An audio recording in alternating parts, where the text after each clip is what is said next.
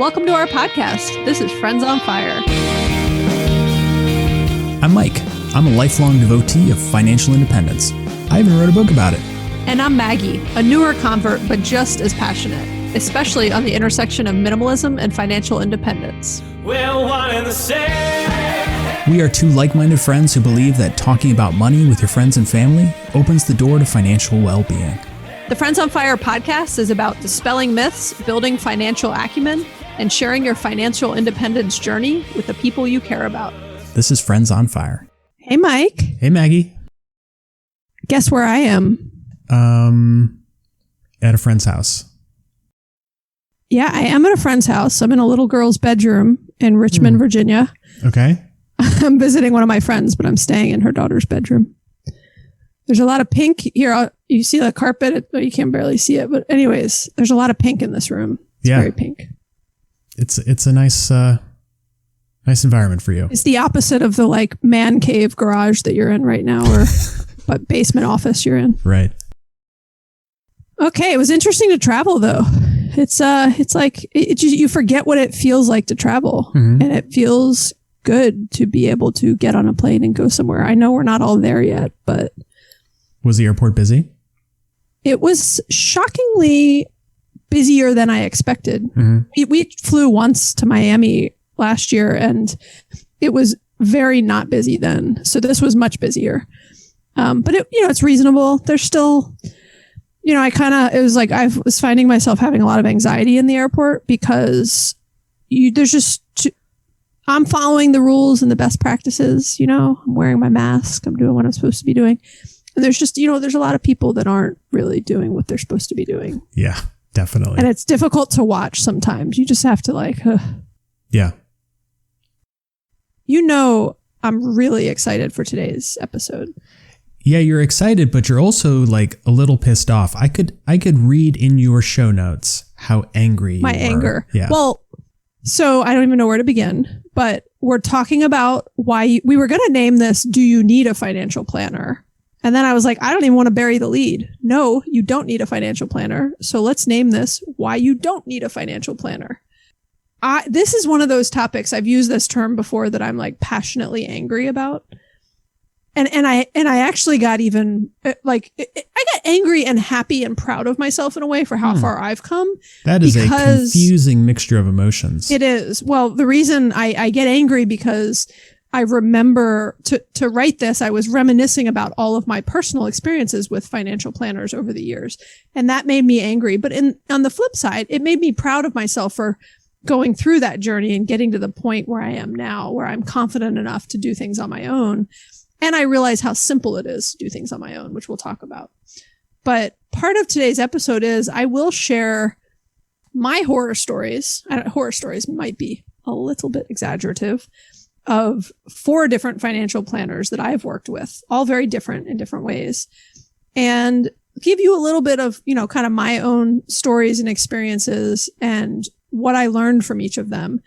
And we'll sum that up into some recommendations and just a hit list of why people do not need financial planners and why they actually are better off doing this on their own. We should give a caveat though, Mike, right? What's our disclaimer? So I guess as a bit of a disclaimer, we're not going to be giving you specific advice.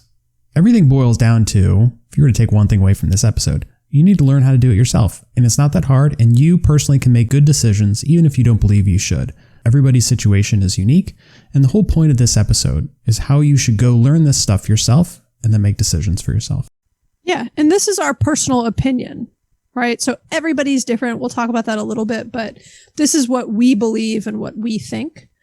And, you can choose, as all human beings can, to believe and think whatever you would like. So Maggie, why don't you tell us your whole history of experience with financial advisors and why you're so angry? Okay, perfect. So let me start at the very beginning. I was born in Atlanta, Georgia in 1980. And I'm just kidding. Okay, so I'm not going to go back that far into my childhood. But I have been on a 2-decade journey of thinking that I needed a financial planner and looking for one. And to be clear, it's not like I've been looking full time, right? I will sort of I'll forget about it for a couple years. Something will happen, or I'll at some point I was eligible for deferred compensation at work. And then I was like, well, now I need a financial planner. I have no idea what to do with programs like this. There's a complicated pamphlet I've been given. I got to make a decision. It seems big and I can't possibly make this decision on my own. So here's my journey of kind of 4 different people I've worked with, all different types. And we'll actually outline the different types of financial planners in a minute. But first I worked with this company. I'm not going to name the company, but it was a company in Atlanta. Actually, I don't even know where they were like founded. It wasn't one person. It was like a company and they were specifically targeting millennials. They had like flavored oxygen in the office. You got like gifts for massages for signing up. It was just like, they were creating this experience, which and from a like marketing branding standpoint, I kind of applaud them at because it worked. And I remember paying like a fixed fee up front. And I think it was like $1,000. And that was a lot of money to me at the time, even now. And with that sort of, so I thought that they were a fiduciary and kind of hourly as a result. And so I trusted them versus them taking a percentage, which we'll talk about. But it turns out they do that, but then they also take a percentage if you have assets under management with them, and they sell a crap ton of products that you don't need. And so I worked with them briefly. They tried to convince me to buy whole life insurance. It was as I was starting to make more money. And I was like, what do I do with my money now that I have extra money? And I almost did buy whole life insurance through them. I was actually talking to Chris at work, who we all know. And he was like, anyone who's recommending whole life insurance to you is a scam. Like, don't do it. So bad. And I trusted him and believed him. And he was right for what it's worth, as you've heard us talk about in our life insurance episode. But that to me was like this like red flag. And I was like, wait a minute. And I started looking into sort of just more of what they were doing and really like asking questions and realizing the whole thing was just a scam. And the people that they bring you in on this like first meeting and there's someone more senior. And then I was working with somebody like right out of college, and no disrespect for them, but they had no more of an idea of what to do with my money than I did. And they were, again, trying to sell me products that they made commissions off of. And they had charged me this upfront fee. But they had this whole like fancy office and, just sparkling water when you're in the wait. Just all this like fluff around the edges that obviously people like me are paying for. It was a bad experience. I got zero good advice from them. My next one was, do you have anything to say about that situation other than just I'm an idiot? How many more of these examples do you have? There's 3 more. Okay. We'll be quick. Okay. I'm listening intently. My next one was this gentleman that I was then, for whatever reason, from the very beginning, I knew that I should not be working with someone commission based. So I was never willing to do that. I knew that there were tons of people that would take my money and charge me a commission, which we'll talk about later. But I always, from an early age, I somehow had read something or knew that I needed a fiduciary or a fee-based financial planner. So I was always looking for one, and they were harder to find at the time. There just weren't as many people doing that. Most of the people you'd run into, even like people I went to college with, were with some firm and they were charging a commission. So I found him through NAPFA, which is the National Association of Personal Financial Advisors, which I actually think I might have read about through Clark Howard. Anyways, I found him. He was one of the only people like in my area, like in town, Atlanta at the time, that was on that site. I met with him with my ex-husband. And what's interesting is we started going through the process with him. We had a couple meetings. He was fee-based, and he kind of had a package where you have like this many sessions and he kind of walked you through the process. And I didn't get very far into the process with him because we kind of got into the point where we had prepped. He asked us for just tons of information, which we'll talk about more, but it's like doing your taxes. They want to know everything. They want paperwork. They want to know how much you have in these accounts. They want to know everything about everything. And so half the work of working with someone like this is you've still got to like organize and prep all your stuff and where all your money is. And if you do things like net worth tracking already, it's a lot easier, but I didn't at the time. So I had to we had to figure out where all of our money was and what we were doing. And we did all that for him, and we had like documented it. And then I swear, like somehow like 3 months later, I was divorced. And so it was totally unrelated, by the way, to this person and the fact that we were going through this financial planning exercise. It was just a coincidence, I think.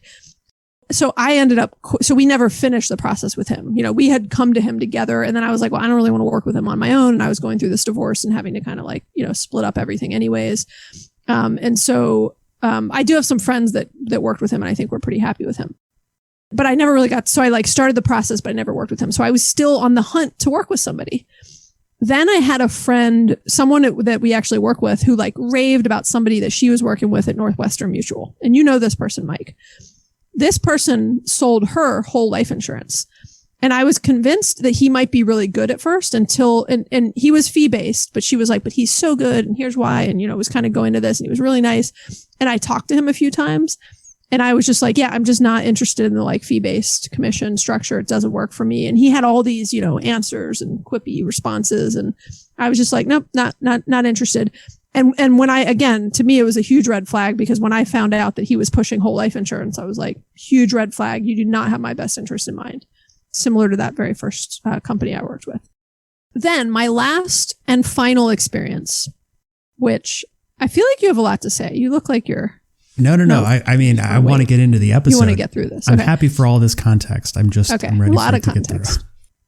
My last and final experience was within the past 2 years, right before I met you, actually, I think. I, again, found someone who was a fiduciary fee-based. And I was having trouble finding someone that just charged me hourly. Like I wanted to pay, if it was 2 hours or 8 hours, I just wanted to pay their hourly rate. Many people I was finding had like a package sort of. And so this person, I can't even remember exactly. I think she charged like $6,000 a year. Doesn't that like piss you off? It pisses me off. Anyways. And she charged it like it was something like it was like $2,000 up front. And then after that, it was like $1,000 a quarter or something. And you paid quarterly. It's $1,000 or $1,500. I have to go look up the contract, but it was many, many thousands of dollars. And I even questioned at the beginning, like with her, I was like, I don't know. This seems like way too much. And she's like convincing me that this is an investment in our future. And at this time I am remarried. I'm with Greg, my current and final and forever husband. And we do this together. And we, and it was a big decision for both of us. But anyways, we did it. She goes through this like long process, similar to the second person I worked with. It's like we had to pull all this stuff together for her that I always equate to doing your taxes. Just tons of records. And then she spent a lot of time like almost educating us, but not in the way that I think is actually like the most helpful things. Like she was more educating us about like the stock market and kind of how it, like the returns of it, the consistency of it over the years, and just, I don't know, just these things where I look back and I'm like, what was the purpose of that? Like we'd come into her office and we'd have these meetings and it was almost like class for a little while where she'd talk through her methodology, but it wasn't earth shattering. Anyways, I feel like we did most of the work. She would sometimes like ask us some questions. And then when it got to something where I really wanted her help, like DCP, the things which for us, for my company is it's deferred compensation plan. It's an amazing tax strategy. And we've talked about how like last year I went 75% into the DCP, which was the max. And she told me to not do it, to just do the company match, which is like 2%. And like, that is terrible advice for someone in my position, making the amount that my husband and I were making, paying the amount we were making in taxes and knowing what we needed to live off of. That was just, there's no word for it other than uneducated and terrible advice. Wouldn't you agree, Mike? Yeah, I was surprised when you told me that she was telling you not to do it. And I think I knew, I think I had already quit working with her when I met you, or maybe. Do you remember? Like, I remember you telling me about it. I don't remember the timing. I have to go back and look at the time frame now, but she gave me bad advice on that. And that one was a bit of a red flag for me too, because in addition to her bad advice, we would go through all this stuff and then she would like come out with a recommendation and it didn't include anything about the DCP. And I would have to remind her. And I was like, well, hey, and she gave us this like whole portfolio that's ridiculous that I could like send to you. She was modeling out all this stuff that I could do in like a personal capital app in 30 seconds or in the Wealthfront app in 30 seconds.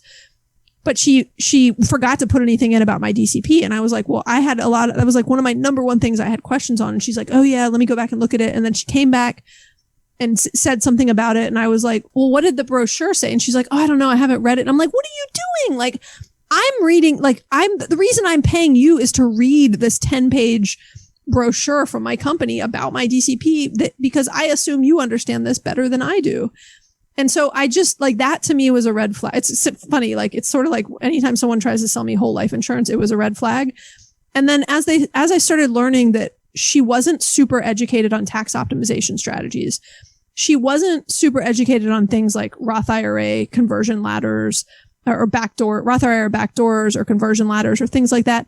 She just wasn't that savvy. She was doing like basic old school financial planning stuff that like, I don't even know how to describe it, but it's just old school and not incredibly savvy. And I actually got out of that contract, but we had to pay. It was a year-long contract and there was an out clause, but I ended up having to like pay for an extra quarter of services that we didn't even get. And it was just such a waste of money. We ended up paying like $3,000 or $4,000 to her. And it's sad because that amount of money, and I told her this early on, I was like, but that amount of money, if I invested, is worth so much, which we'll talk about. Okay. All right. I'm done. You're done. I think I'm done. Your last one reminded me of a joke I like. What do you call someone who finishes last in medical school? A doctor. I've heard this joke. Yeah, doctor. So you could have a financial planner who's just terrible at their job and doesn't understand anything, but they're still a financial planner because that's the profession they've chosen. They've gone through the steps. So let's talk about kind of how financial planners are structured, and then we'll go through our reasons for why you almost certainly don't need one. So the first type is going to be, I think the most prevalent of the options, is going to be a percentage of your portfolio. So if you have $100,000 in your portfolio and they're managing it, they're going to take a 1% fee. And so every year they're going to take 1% of the balance. And then they're also likely going to have a fee or commission based system where additional products they sell you or trades they make on your behalf, they're going to take a small cut as well. I think this is the most likely you're going to come across. Yeah. And this is the one where I often joke, like somebody you went to college with is this type of a financial planner for like Raymond James, Northwestern Mutual, Prudential, any one of like name, Bank of America, somebody. Like a lot of people get into this field. It's good money. I think I'm going to go as far as to say unethical in many ways when they're selling people things that they do not need. Mm-hmm. Now, I'm sure that's going to have somebody upset whose spouse does this and makes a great living and doesn't feel like they're unethical. I'm not saying they're all unethical, but every single person that tries to sell someone whole life insurance because they make a commission when it's not the best thing that person should be doing with their money, that, in my opinion, is unethical. Yeah, and that kind of takes us to the second one. That's what I get passionately angry about. Clearly. Just relax for a second, Maggie. Okay. I can see it in your eyes. You are getting angry. So the second type is going to be a fee-only financial planner. And this is mostly how the quote-unquote fiduciaries act. So fiduciary is someone who acts in your interest, not in their interest. And there are like certain kind of, what's the word? Like codes of ethic. Yeah, like codes of conduct and stuff that you should sign and certifications you have to have to ensure that you're a fiduciary so that you can have trust with clients. But basically you would pay them hourly or you would pay them to start up or to move your assets or do something like that. But you're really only paying for the services they provide you and they don't get a percentage, they don't get a commission, and it's more of a transactionary type relationship with that financial planner. And most of them also, part of that kind of code of ethics or code of conduct is that they actually can't make commissions on the things that they sell you, right? Mm-hmm. They can't combine that because otherwise it wouldn't be in your best interest, which is the spirit of a fiduciary. And there's some cool resources like the NAPFA website, and we'll put them in the show notes, and the XY Planning Network that give more information about these types of financial planners, but also that will actually have directories of them in your area. So whether you want to find somebody, locally or in another city. And then there's this new trend, Mike, and maybe it's not that new. Maybe I just notice it more now that we're in this personal finance space with the podcast and social media and everything. But there's a new trend of what I would call financial coaches, which is they're not necessarily certified as a fiduciary. Maybe they're certified like Dave Ramsey has, I think like some network of financial coaches and training. I would not recommend his for what it's worth, just to be very clear. But there's a lot of people, like there's AJ Money Coach on Instagram that we converse with a good bit. And I actually know she's local to Atlanta. We've talked about having her on the show sometime. We'll see if she wants to come on after we have this show. Cause I hope I'm not like offending a financial coach in this case. I'm not trying to. I think you're going to offend everybody with this episode. I'm trying to offend commission-based financial planners in case it's not clear. And to be clear, I'm half joking about that. I don't mean to offend someone's livelihood in the career field they've chosen, but I will say, as I've gotten older, and I'm 40 now, as some of you know, I don't want to make my living doing things that I don't believe in. So I've said before, like, I work in the travel space. I can get behind travel. It's serving a purpose in people's lives. It's not like I'm saving, children in Africa, but at the same time, I am providing a meaningful service to people. I'm at the point now, and it's one of the things I love about financial freedom. I wouldn't go work for a company. I've made this joke before, and I'm going to offend a lot of people here, not to offend anyone that works for Coke, because a lot of people in Atlanta work for Coke, but like, I don't want to go work for Coca-Cola. They sell sugar water, right? I don't want to work for a company that sells meat, right? Because I'm a vegan, and like, it's just not in line with what I care about and think the world needs more of. So I'm not knocking it for other people. I'm just saying, to me, it matters more and more that I work in a field. And if I'm going to make money doing something, that I'm doing it in a way that I feel good about and that I feel like is adding value back into the world. I also think there's a time in your life when you may not have that luxury. And so I don't fault that. But I'm giving a lot of context here, Mike. And this might be the most context you've ever shared on an episode. So let me get us back on. My point is, let me get back to financial coaches real quick. So I think there's a growing trend of financial coaches. They often also will charge you like hourly, or maybe they'd have a package of hours. And these are the ones that I'm the least offended by. Because look, if you need help budgeting, kind of getting your finances in order, and you need like an accountability partner that you can't find for free in a friend, or you just need, I was just talking about this with my friend I'm visiting in Richmond, because she's like a trained fitness coach, but she even uses one at times because she needs an accountability partner, right? So there's times when it's helpful to invest in that. And like, I'm not going to fault you for putting some money against a financial coach if it helps you get back on track and gives you the kick in the butt and the accountability partner that you need. I do think you can get a lot of this content for free or for very small fees if you're willing to take a more DIY approach, or if you don't have the money. But if it helps you, like, go for it, right? And again, this is why I say a financial coach is what I'm kind of least offended by in these categories. Okay, I feel like I'm getting out of breath with my passion for this topic. You're winded. Yes. All right, so let's move on to why we don't think you need a financial planner. Yes. So let's talk about why we think you do not need a financial planner. I think the first one is that they cost a lot of money. Let's go back to a common theme that I like to bring up in all different contexts, is that if you are seeing a lot of advertising for something, it means that company that's delivering that message has made a ton of profit in excess of their costs, enough for them to go advertise and bring in new clients. So if you think back to all the ads you see on TV, which are incredibly expensive, how many of them are financial planning companies that are wealth management? So somebody is paying hundreds of millions of dollars to sell you their services, which means that they are taking in a lot of money from you. Yeah. And I think the other thing that is interesting about them, how much money a financial planner is really costing you, is two things. One, the fees are often hidden and you don't see it. Like, it's not like they're giving you a bill up front or saying, you need to pay me $1,000. So in some ways it might feel better than a fiduciary or a financial coach, where you're having to like write, Venmo them actual money out of your pocket, or write them a check. Or I was saying Venmo because I was about to say write a check, and I was like, no one does that anymore.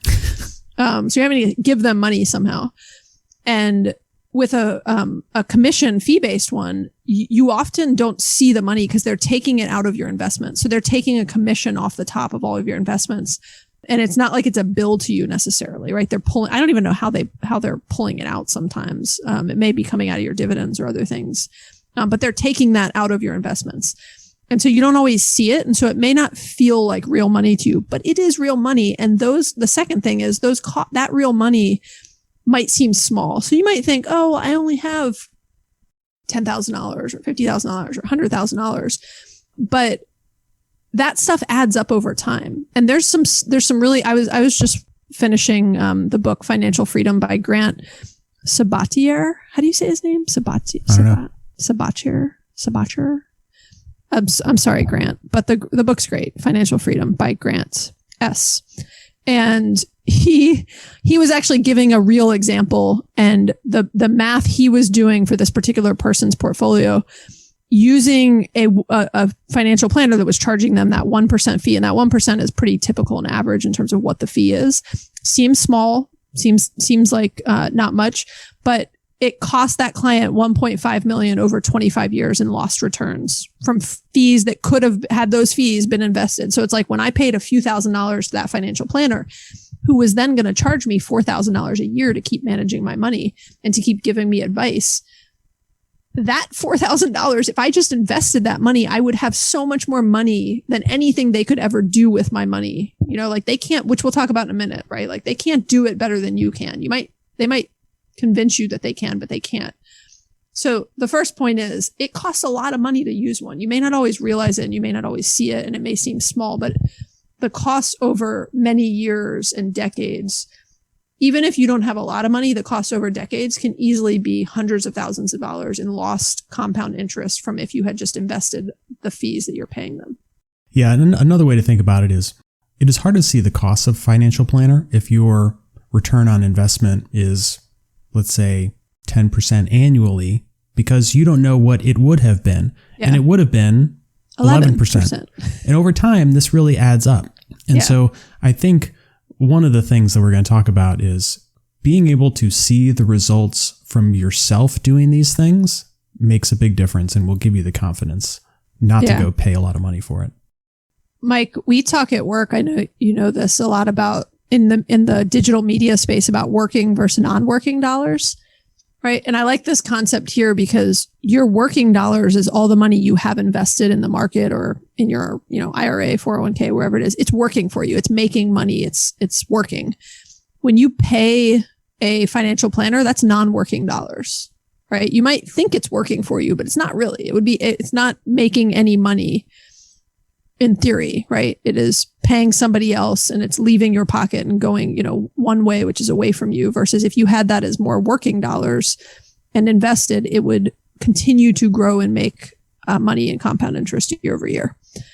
Okay. What's the second point of why you do not need a financial planner? Second point is that in almost every case, you're going to be able to do this just as well, if not better, than a financial planner. And the reason is that most of these companies have kind of fixed strategies or portfolios that they will put clients in, and they have it split up based on risk profile and age and all these sort of things. But it's not like they have certain investments which are proprietary to them that you couldn't just go find yourself. You can go find a ton of free recommendations about what type of portfolio is best for you. You can go do this research. It is not that hard. The information is all over the internet and people know it very well. So I'm sure everybody has friends which will understand this stuff very well. So you can go buy the exact same things that a financial planner is going to invest you in, and you're going to have more flexibility. You're not going to pay the fee. You will do just as well yourself. You'll do better. You can buy better things. Most financial planners are putting you in managed funds that often they're funds managed by their own company right. sometimes. They have higher fees. And so, they're getting that fee and then they're getting the fee through these funds. And you'll get better performance through index funds often. And what's interesting is there's a ton of research that has been performed over many decades that actually shows index funds, simple index funds that follow the general stock market or the S&P 500 will match or beat anything that is actively managed. I think Warren Buffett has even been quoted saying that before, right? That just the general performance of the market will always outperform somebody who thinks they can beat the average. Yeah, they can't. There's a ton of research showing. And I'm not saying there isn't somebody out there who has beat it. On average, though, research has shown that index funds will outperform or perform as well as. And I think the thing to remember here is, we're telling you one thing. We have no financial incentive to tell you what we're telling you, right? Like we don't make any money off this podcast anyways, but I don't make any money whether you listen to me or don't listen to me. A financial planner does. They are trained and incentivized to make you think that this is difficult and that they can do it better than you. So even when, Mike, that story where we were trying to get our friend out of the whole term life insurance, and she was trying to tell her person that she wanted to cancel the policy, they went into this long, convoluted explanation of why this is the right. They were using complexity to just try to confuse somebody to say like, oh, I guess you're right. I don't even understand what you're talking about. Like that is part of their strategy. And it's disappointing, but it is what it is. So the point is you can do this as well as, if not better, yourself. And that's why you don't need someone else. The next point is they are not as smart as you think they are. Many of them are very old school. So I mentioned this a little bit in the beginning. So many of them are not familiar with the idea of financial independence, early retirement. They only know one way to do things, right? They're fine with you spending all the money you make and putting a little bit aside, putting 5% aside for retirement and having enough money when you're 65 or 70 to retire. And again, they're going to take a good bit of your money on that journey if you work with a fee-based financial planner for the next 10, 20, 30, 40 years. They're going to get rich while you're just getting by. And that's sad and unfortunate, and there's a better way. There are certainly some very smart financial planners out there. Just like there are very smart people in any job that you were going to list. But there's also a lot of people who are terrible at all of those jobs as well. So just because you think something is complicated and there is somebody who says they do it, does not mean they are good at it and they're going to give you the best advice. So just keep that in mind. Whatever you go to, car mechanic, financial advisor, doctor, there will be good and bad people in those jobs all over the place. Yeah. And I didn't say this earlier, but your comment made me think of it, Mike. There are many things where I would 100% recommend a trained professional, a plumber, an electrician. Those are just two examples that happen to be top of mind lately. But just the idea of there are certain value add services that you are better off paying someone else to do. This just in our opinion is not one of them, right? So again, there are good financial planners out there. The idea is we think you can do it yourself, right? If this has not been, clear from us saying it 27 times. Okay. The next one is you have to do the hard work anyway. I've mentioned this 7 times, but I often equate this to doing your taxes. When and if you work with a financial planner, a coach, anything, half, if not more than half of the work is getting everything organized and documented and being able to articulate where all of your money is and beyond just where it is. I have, X amount of money at Fidelity. Well, in which funds and how long have they been there and what's the cost basis and all this stuff they're going to ask you. And so you have to do that work anyways. And they're going to ask you hard questions and they're going to ask you questions about your future, right? You still have to answer all that stuff. You're going to have to put the time in either way and do the hard work either way. And so I think you're already half the way there by the time you've done that, which is another reason why it's just not necessary. And I think we should make the distinction between hard work and complex work. Yes. It is hard work to go look through all your accounts, get all your receipts, track your expenses, put together your net worth. That is tedious and it's time consuming. And I'll also plug our files that we have on our Etsy store, the Excel files where we have templates for this. There is no way around the fact that it will take you time to go plug in all these numbers, but it is not complex. Yeah. And what you see when you plug in these numbers and you see the pie charts and you see the graphs, that's easy. And so the fact that you're just going to provide all this information to somebody, their job is now basically done for them. They're going to plug these numbers into Excel and they're just going to tell you what the results are. That you can do yourself. Yeah. That's a great point. It is hard, but it is not complicated. And I think even just on your plug of the Etsy things, because I said, we don't make any money off this. I don't even think I could say we make money off Etsy. To be clear, it doesn't even remotely cover the cost of our podcast. Right. But as I've said many times, those templates, one, they're incredibly inexpensive. They're $3 each on Etsy, and we purposely made them very, very inexpensive. 2, if that even is a stretch for you because you're just in a tough time or you're, in heavy debt, if you ever email us, I will just send you the template for free. If it is something where you cannot swing the $3, I'm happy to. Okay. What's the next one? The most important thing, I think, is that they don't care about you more than they care about themselves. Yep. And really the only person who's going to care more about you than other people is you. And so they might give you the impression that they care about your best interest. They're looking out for your future. And maybe they are to some degree, but only if it's aligned to them professionally. They will not do something that hurts themselves personally in your best interest. Yeah, if they have to choose between you and them, I can tell you who's going to win. They're going to make money. Versus if you have to choose between you and you're always going to win. There's no way to choose from. It's a win-win. Just you. And they're all so incentivized, trained and incentivized to use sales tactics on you. Mm-hmm. So again, for like the 20th time, if anyone ever tries to sell you whole life insurance, it should be a huge red flag. Okay. Our last point, if we have not already made this clear of why you don't need a financial planner, is you should learn about this stuff on your own, right? Like we've talked about this a lot throughout our different podcasts, but understanding this stuff is important, and it doesn't have to be complicated. Like Mike was just saying, yes, it can be hard and time intensive at times, not always, just some upfront time, but it matters, right? And you can kind of, you don't have to do this all at once. You can keep it simple. You can learn slowly. And just, start with the basics, like start with basic index funds. We'll put a link in the show notes to, and that's why you don't need a financial planner, because all you need to do is put your money in low cost index funds. And we'll put a link in the show notes to our episode on how to get started investing, because it's very easy.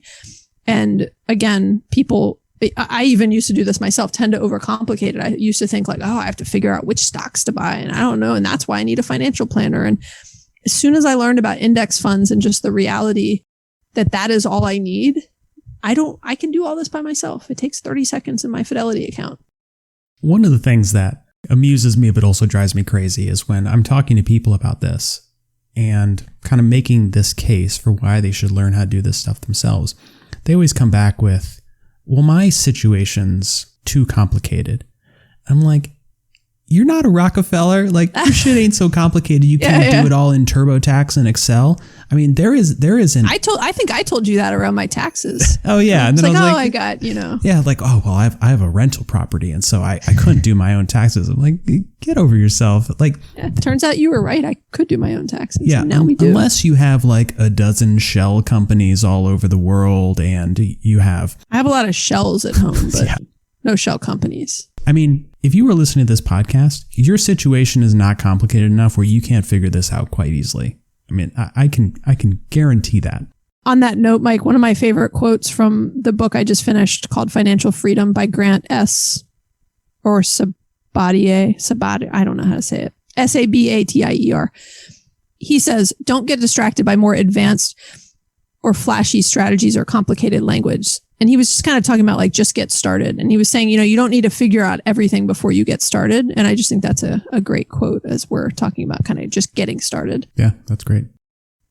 Okay, should we do our top 3 takeaways? Let's do it. Number one, financial planners are bad. No. Just kidding.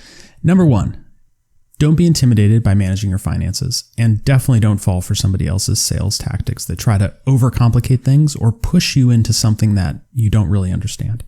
Okay, number 2, you can do this yourself. It is simple. It can be simple. One of the things that we didn't mention here, but we'll put in the show notes, is check out our 2021 checklist if you're not really sure where to begin, or go read a book. There's a ton of great personal finance books out there that honestly, had I read one of these books at the time, would have replaced me even thinking that I needed a financial planner. Like my book. I spend so much time talking about the importance of not just doing it yourself, but learning what it all means, because then you are familiar with the situations that you come across in life and can immediately make better decisions. And I shouldn't say actually like your book. Your book is a great example. So we'll put a link in the show notes. I think we always have a link to your book in the show notes. All right, number 3, start now. Go and do something today. It will trigger a domino effect of you learning more and getting more confidence. Yeah. So if you don't know where to start, go download the free 2021 checklist. It's available for sale on Etsy or for free on our website. Go download it and pick one thing off it and say, I'm going to do one thing this week. I'm going to do one thing next week, whatever it is, but like start. And you're right. It will have a domino effect and it will inspire you to do more. So Maggie, was this therapeutic for you? Are you angrier now than when you started? How do you feel? I feel good. I feel a little afraid that I've maybe offended people, and I really don't like offending people. I try to go to great lengths not to. And so I am afraid that I have offended some people, but I will again say, look, this is my personal opinion, right? This is like, I love the quote of, personal finance. The word personal is there for a reason. We all have different opinions. Is what makes sense for you. I just want to share some of the things that I have learned and some of the money that I have wasted over the years. And gosh, I should model out what that money would be worth right now if I had not given it to various people over the years. But I could put put one of my kids through college on it, probably. And I'm not exaggerating. So if I had just taken that money and at the time put it in an index fund, it would be worth a lot more now. So I don't know if I answered your question, but I at least feel like I've gotten some things off my chest. And I've been teasing this episode for a long time, every time something like this comes up. So I am good. I feel good to finally get it out into the world. Me too. And we would seriously, we would love your feedback on this. So we appreciate you guys listening. If you have been challenged or inspired by this topic in particular, like, give us a call. We would love to hear your stories of working with financial planners or things you've learned. If you are a financial planner and you feel differently than us, like, I would love to hear what you think and why, and what you think is wrong about what we're saying here. Like, educate me. I may not have all the answers. There could be things we've not considered here. So we would love to hear from you. Either way, regardless of what your opinion is. And in general, if you have any thoughts or questions, we'd love to hear from you. And you can leave us a voicemail or text us at 404-981-3370 or hit us up on Instagram or Facebook. Okay. Thanks, Mike. Thanks, Maggie. Okay. Bye. Bye.